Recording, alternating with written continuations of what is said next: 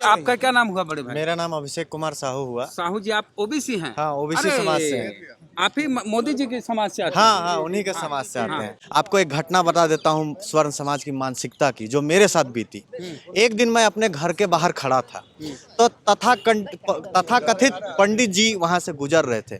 मैंने उनको प्रणाम नहीं किया, हो सकता है हमारे दिमाग में से ये उतर गया होगा। तो हमारे पिताजी को कहा जाता है कि राउर के बेटा हाथ से निकल गेलक, डायरेक्ट राउर के बेटा हाथ से निकल गेलक। तो पिताजी कहते हैं अरे पंडित जी के साथ तुम क्या कर दिया, ऐसे बोल रहे थे। हम कहा जिन पिताजी गोड़ तो नहीं लगे उनको।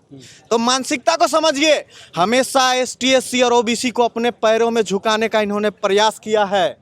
ये आज नहीं, ये 5000 वर्षों से चला रहा है। देखिए 5000 वर्षों से शास्त्रों पर किसका अधिकार था? ब्राह्मणों का अधिकार था।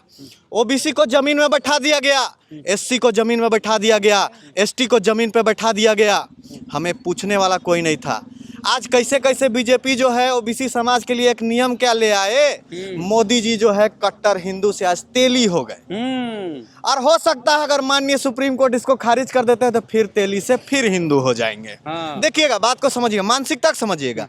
रोक तो लग गया है, सर्वोच्च न्यायालय का सम्मान है, लेकिन जो इसके लिए बेंच गठित होनी चाहिए इस न्यायालय में सुनवाई के लिए, इस बिल के लिए, उसमें बहुजन समाज का भागीदारी अनिवार्य होना चाहिए।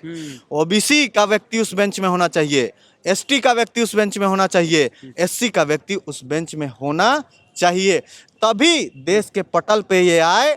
अगर वाकई में उन लोगों को लगता है कि आपके साथ गलत हुआ है, और उस बिल को जब हम लोग देश में पढ़ेंगे, समझेंगे, जानेंगे, अगर वाकई में आपके साथ गलत हुआ है तो हम आपका सपोर्ट करेंगे कि हाँ गलत हुआ। पढ़े थे रेगुलेशन को? अभी देखिए ऊपर मोटा तौर पे कोई भी अभी गजट पे प्रकाशित हुआ है, अभी इसके रिलेटेड बायलॉज नहीं आए हैं। बायलॉज क्या होता है?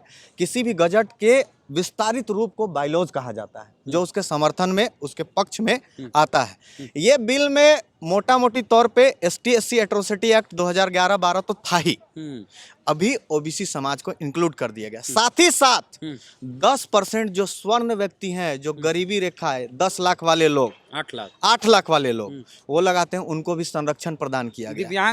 दिव्यांग महिला सब था। अच्छा, लेकिन जब आपको 10% का स्वर्ण का आरक्षण मिल जाता है, तो आप गदगदा के भीतर ही भीतर हंसते हैं। लेकिन वही ओबीसी की स्वायत्तता की बात होती है, उसको सुरक्षित करने की जब बात होती है, तो आपके पेट में दर्द होने लगता है।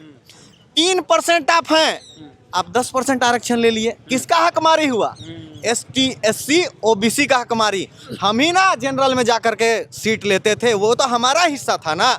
जब आपको वहां से दे दिया गया, कोई आपका विरोध नहीं किया, कोई कुछ नहीं, चलिए भाई हम ये हमारे समाज के लोग हैं, हमारे देश के व्यक्ति हैं कह करके हमने उसको स्वीकार किया। लेकिन आज जब ओबीसी के बच्चों को, एसटी के बच्चों को, एससी के बच्चों को जब संरक्षण देने का सरकार प्रयास करती है, तो यही समाज क्या कहता है? हिंदुओं को तोड़ने का प्रयास किया जा रहा है। पहला तो यही क्वेश्चन है, सनातन वाला मामला। गिरिराज सिंह ट्वीट किए। तो हम एक चीज स्पष्ट कहते हैं, सनातन का ठेका क्या स्वर्ण समाज लेकर के रखा है? हमें भी तो विरासत में हमारे पूर्वजों से मिला है सनातन। नहीं, और इसमें गलती क्या है? अब बताइए, बात को समझिए। पहले स्वर्ण समाज क्या इसका ठेका लेकर के रखा है?